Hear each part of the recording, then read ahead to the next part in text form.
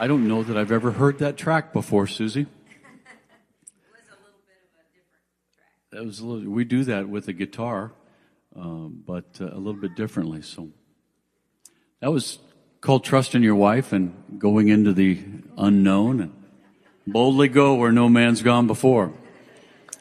Has a man ever sang that song with you like that? No. Okay, there we go. Star Trek. Star Trek happened right here in church. So I was supposed to play the guitar for Susie this morning, but are you going to help me? Are you going to take the microphone and we can chat for a minute? Oh, yeah. Please. Ed McMahon over here, right here. Here's Susie. Here's Mark. But Mark had a knee surgery on my left knee It was a torn meniscus.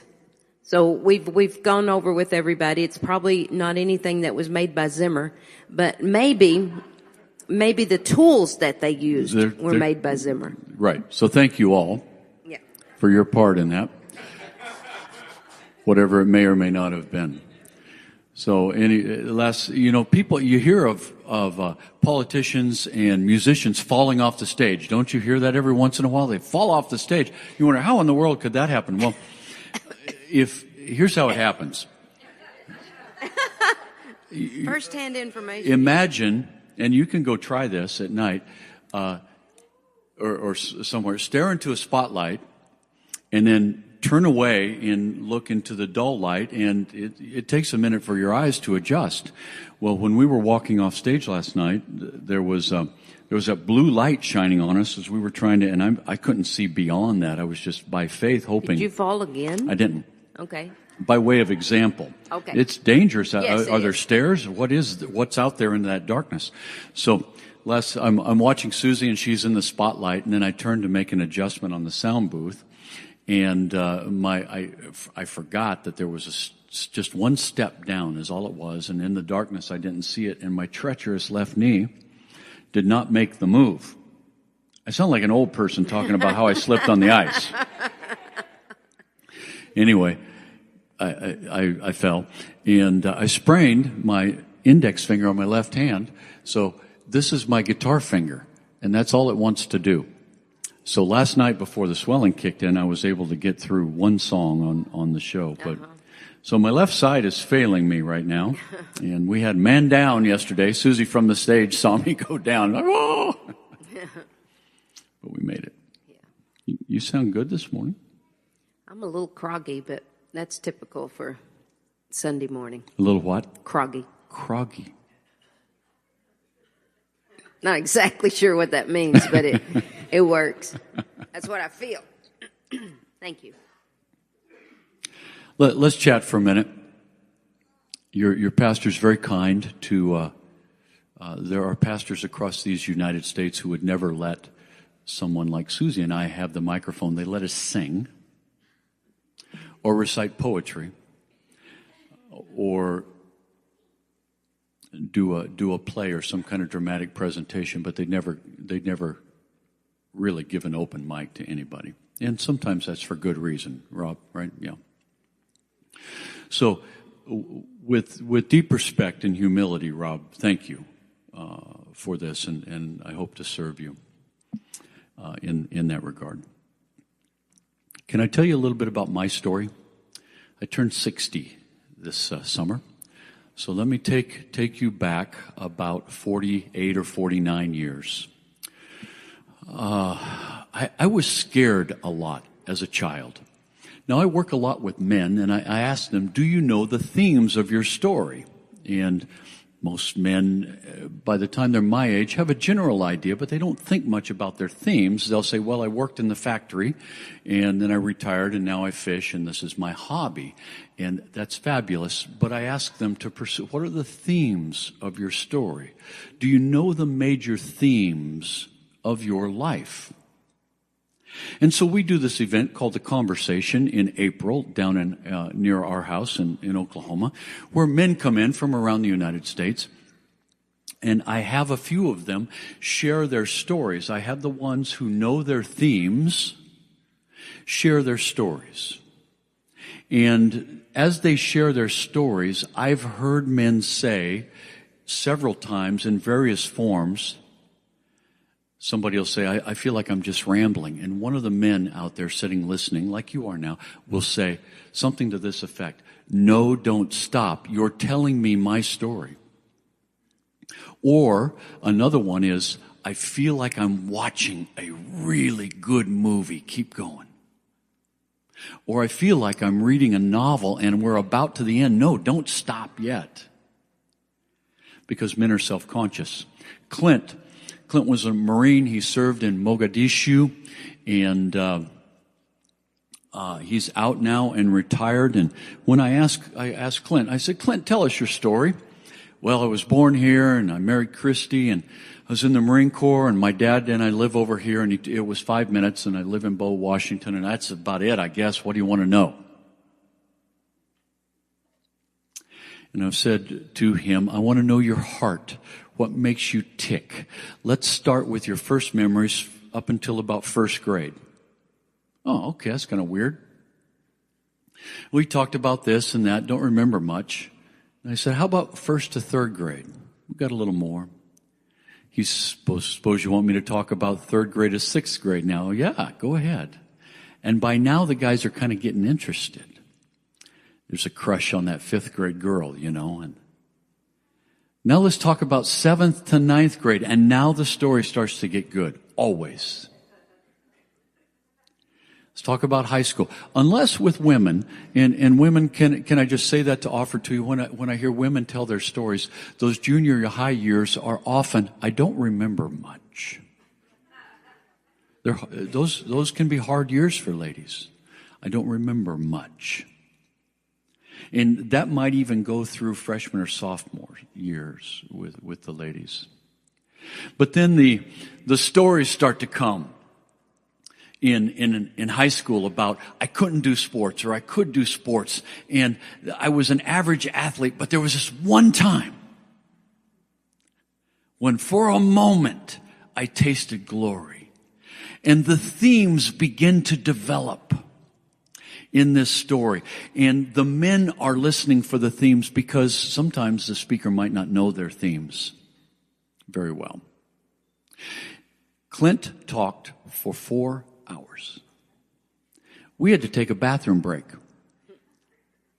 Now, this wasn't at my event that Susie and I call the conversation. This was sitting around with 5 or 6 other guys in a lake cabin of one of the guys, and it was like, dude, we got to take a bathroom break. And so, it's a men's event where it's just 4 or 5 guys at the lake cabin, so they all went out on the deck and did their thing,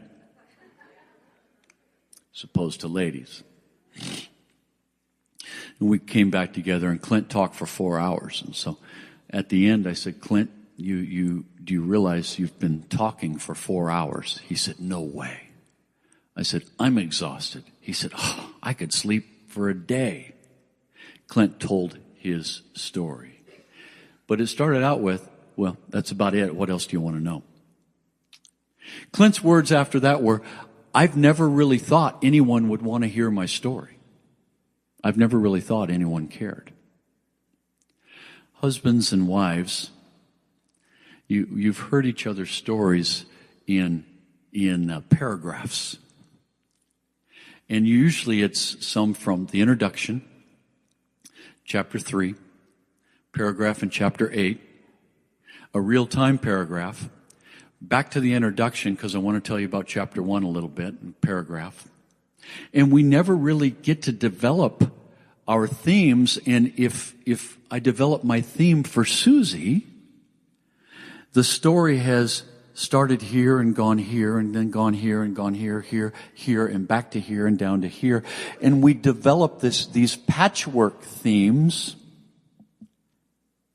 that have probably threads of themes, but we need to hear each other's stories sort of from start to finish so we can hear ourselves talk.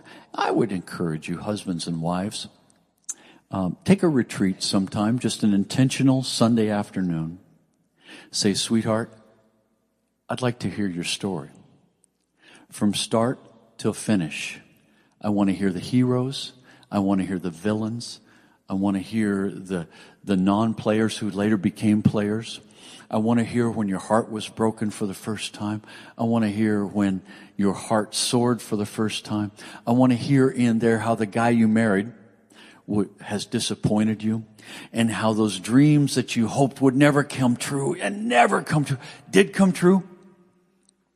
And how the ones that you hoped would come true never came true.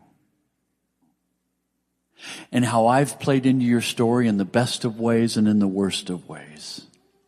And how you think your story might go on into the future.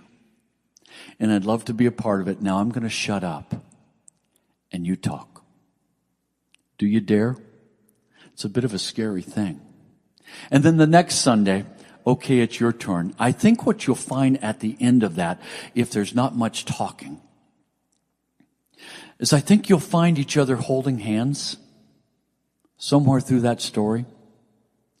And I think you'll find each other strangely drawn to each other. And I think you'll find that the heartbreak that I've attributed to Susie really isn't about Susie. I thought it was. And it's a great place to hang it because it makes life easy for me to hang my heartbreak right there. But when I know my themes, I know my heartbreaks don't hang there. They hang somewhere else.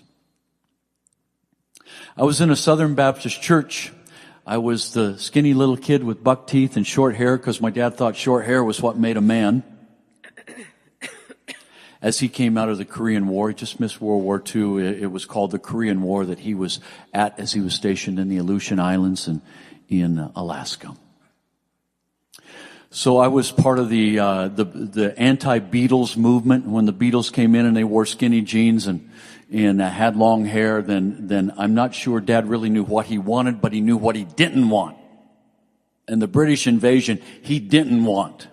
That's for sure. And I remember my mom going, this music, yeah, what's that? That doesn't mean anything. But there could be a country singer who could sing, I can tell she's never gone this far before. And that was okay. Right? As her trembling lips. And that was okay. But the Beatles, 8 days a week. That was bad stuff. But Charlie Pride could sing, and when we get behind closed, that's good stuff. Charlie Rich. Yes, right. Sorry about that. I shouldn't pretend to be a country expert, should I? Not in front of you. Don't try that stuff. No.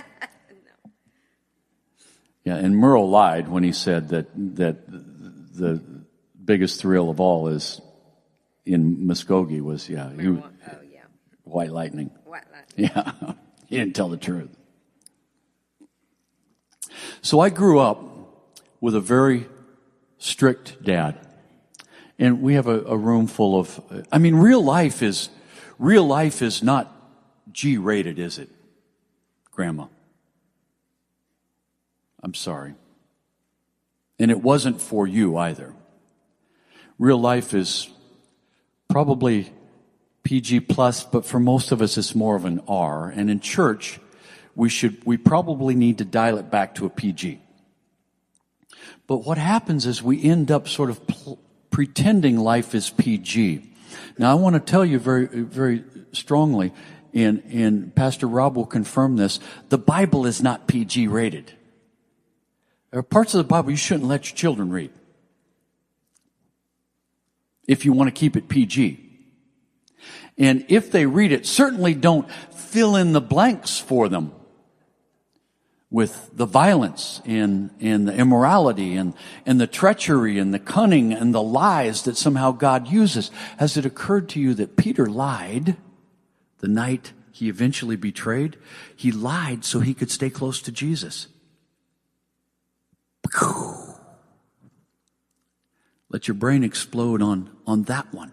His heart was to stay close to Jesus. How can I help if he gets away from me? I got to be in position to help. And so he tells a lie and he gets led into the next corridor. No, I don't know that guy.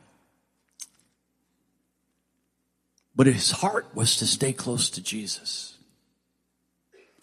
And so we've got this scripture that is very real.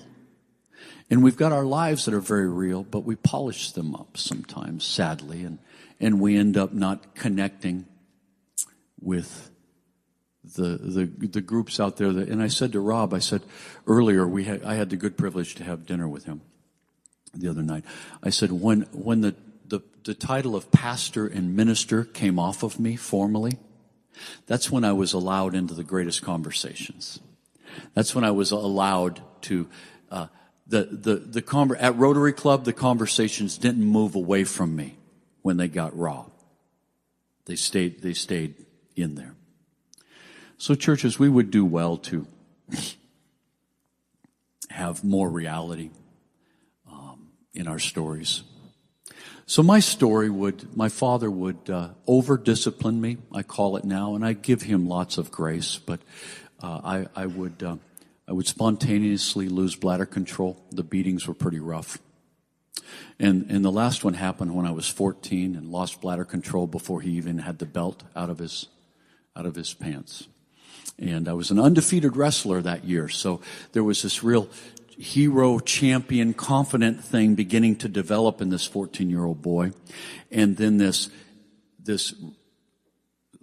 I'm like a child or a baby who can't control himself when my dad took his belt out. So I was scared at home, so much so that I was the first kid on my block to have stomach ulcers and be hospitalized at 14 years old. So I was scared at home. Now let's go to church. There was an overweight man who stood high on a podium, and he had perfect hair from North Carolina. And he had come from North Carolina to evangelize and bring Southern Baptist movement to the northwest corner of the logging woods in north of Seattle, where I was raised. He scared the hell out of me.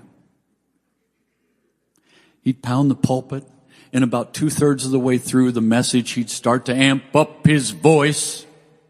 And his theme was always the same. If God has done so much for you. And then he would go on to tell me how little I've done for him. I'm a 10-year-old kid. I'm trying my best. Out here. But I was busy stealing cigarettes from Aunt Rita during Thanksgiving. Because her purse was wide open. All my aunts and uncles smoked. But 10-year-old boys aren't supposed to do that. But if I could walk by Aunt Rita's purse, and between me and my cousins, we could collect 4 or 5 cigarettes at Thanksgiving. From all these folks who weren't paying attention to the kids. And we'd save them up, and at the next cousins gathering, we'd all whip out our little stash from wherever we'd hide them, go out behind the barn and see if we could figure out how to. And so I go to church on Sunday. And as a 10-year-old boy, you got to know how this translates. I'm going to hell for those kinds of things. And then they put the 10 Commandments and there it is. Don't steal. I'm like, oh. Don't lie. Oh.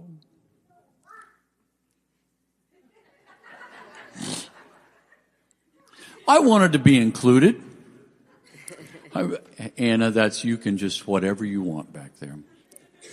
I wanted to be included, and the other boys had a foul mouth, and I was in athletics. So I would take my motorcycle that I was supposed to ride with a helmet, and I wouldn't have my helmet on.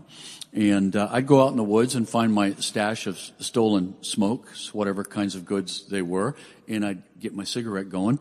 And I'd seen a poster of James Dean, and he looked pretty cool. And I'd practice my cussing.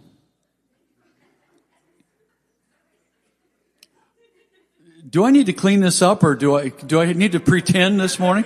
Or do you feel like you're watching a good movie? And if you were here telling your story, it would be a good movie, wouldn't it? Wouldn't it be? They were honest.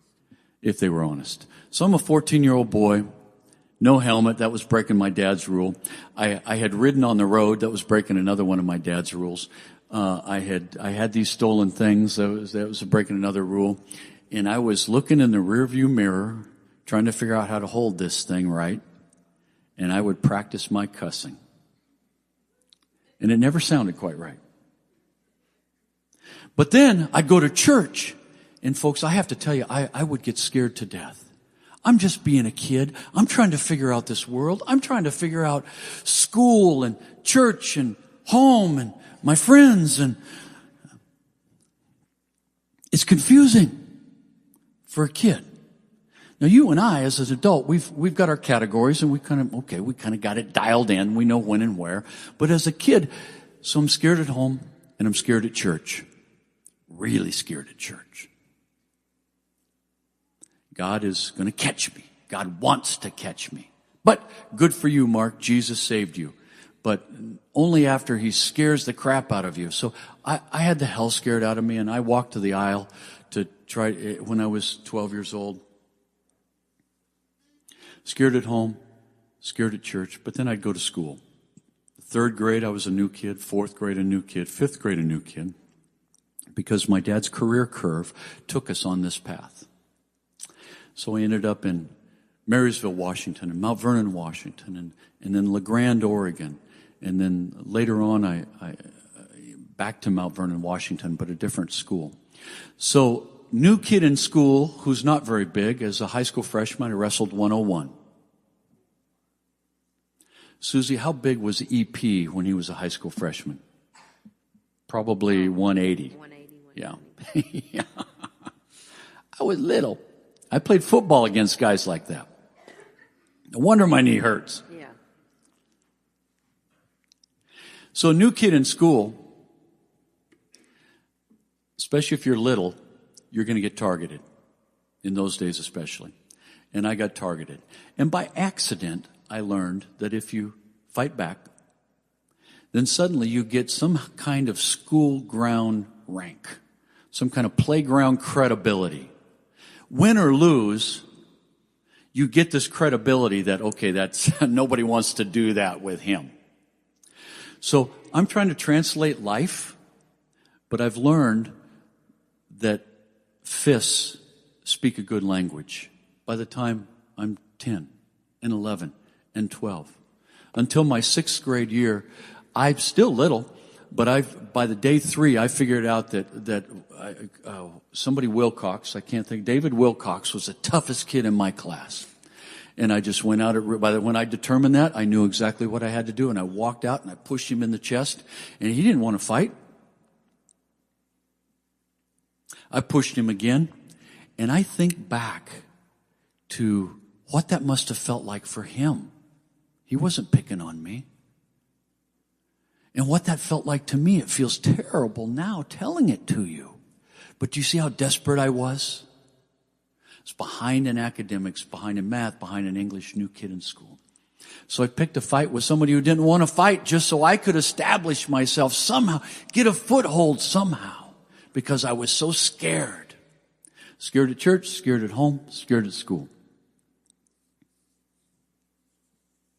That was me.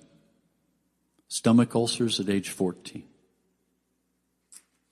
And I could tell you all kinds of other ways that I compensated for that. I went to Japan and I played judo. I came home and instructed judo, and that's how I worked some of my way through college. I became a Bible expert and went to Bible school on the West Coast, and then got into ministry.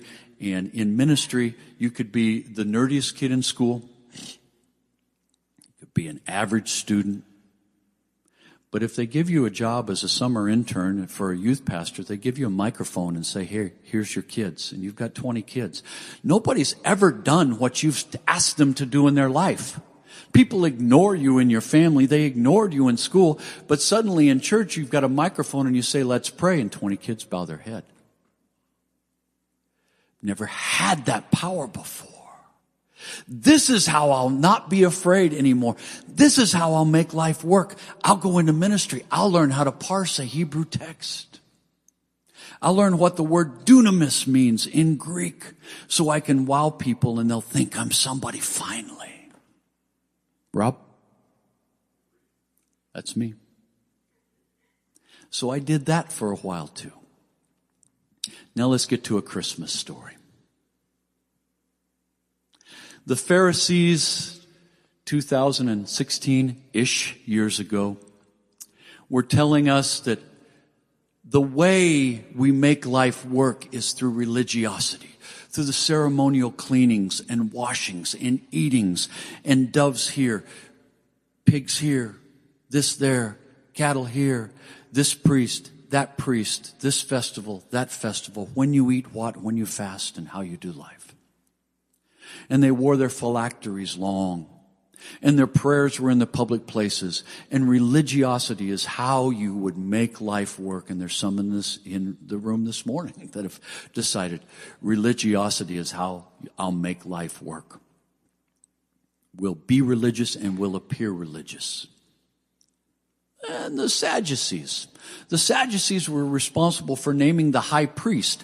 The Romans and the Sadducees, they worked together. So they were sort of co-conspirators. And the Sadducees worked with the Pharisees, and they kind of, hey, Pharisees, just relax, it'll be okay. And then they'd have meetings with the Roman politicians. And they were the political religious ones. If that's how we'll make life work. We'll compromise. We'll work with the Romans, who have invaded Palestine and who are by military might taking over this little outpost called Jerusalem. They didn't really want to be there.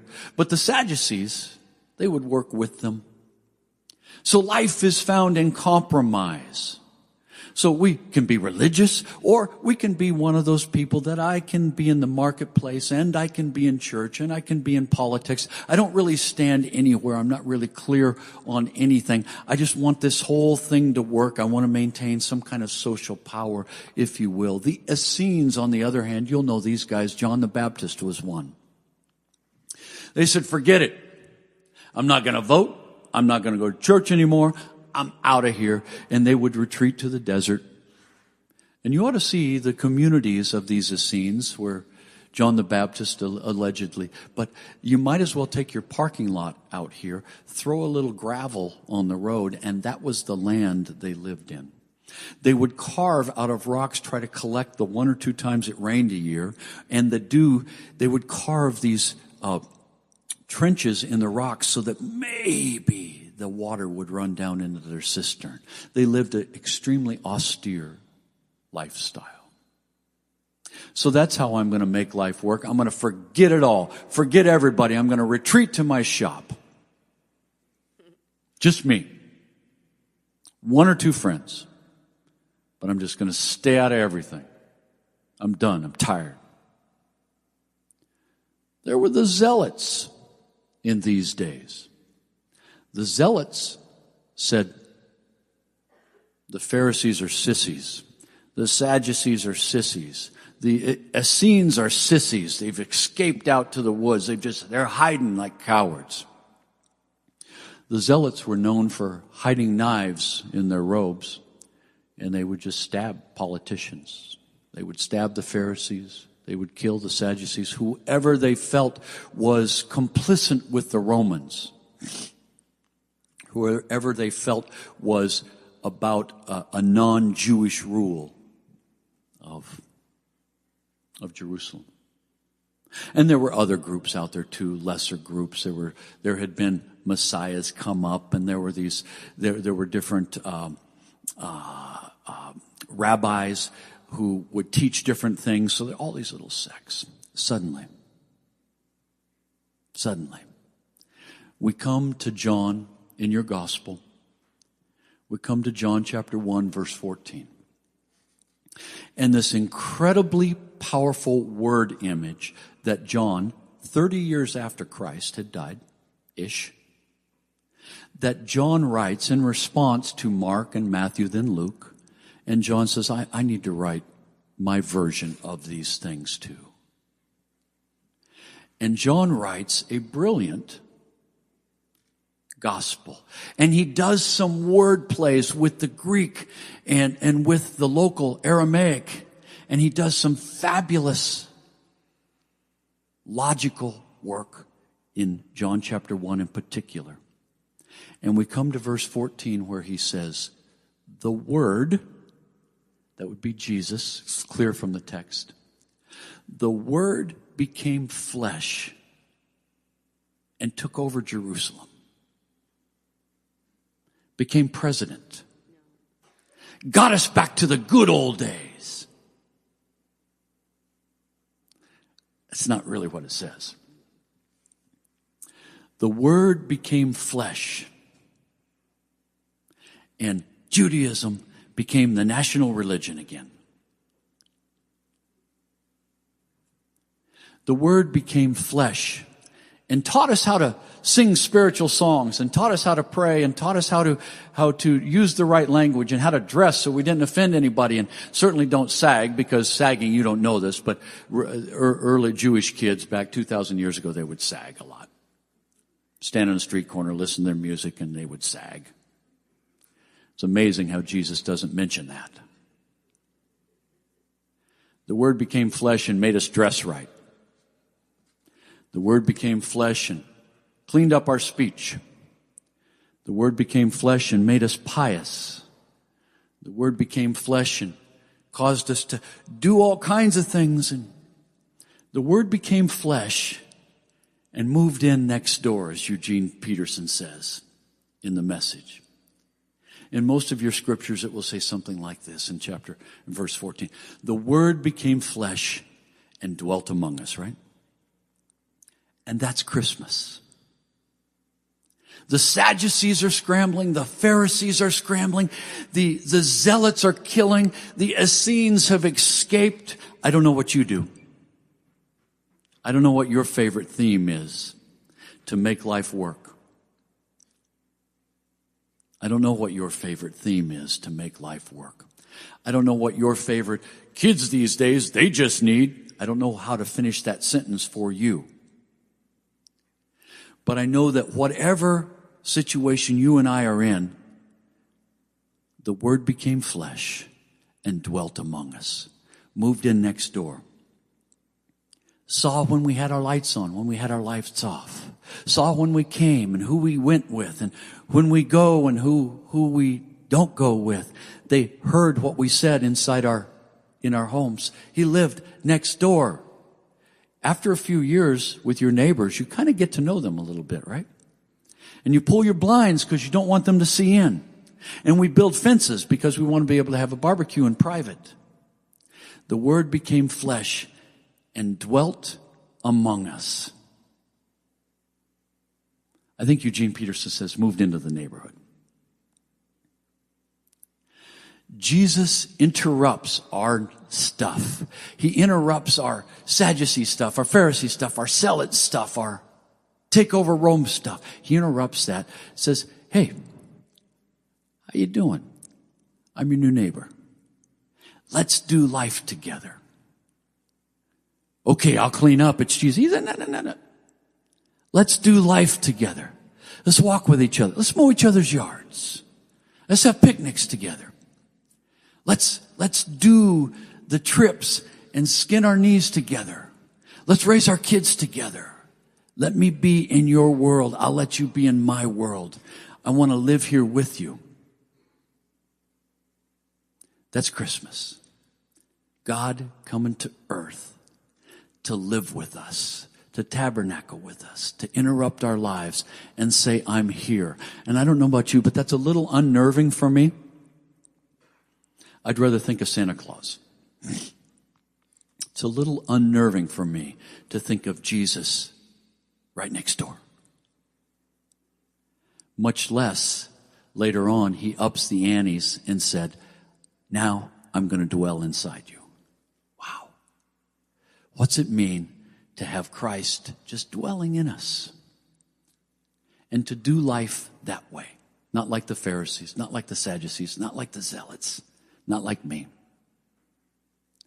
And when I was 18 years old, I was sitting in a Bible school class, and suddenly it occurred to me. And I dropped my fists. I dropped my attitude. I dropped my nobody's going to hurt me. I dropped my let's take over the world. And I just let Jesus come in. Consider that this morning. You look at the themes of your story, and you've got your own fists somewhere. You've got your own escapism somewhere. You've got your own political rightness somewhere. I know. It's how you make life work, just how I made life work. Somewhere in all of that, this morning, and Rob, I'm going to turn this back over to you. Would you consider Jesus? Would you consider Jesus? Because that's what Christmas is about. Pastor? Oh, my knee's a little stiff. I'll use a hand.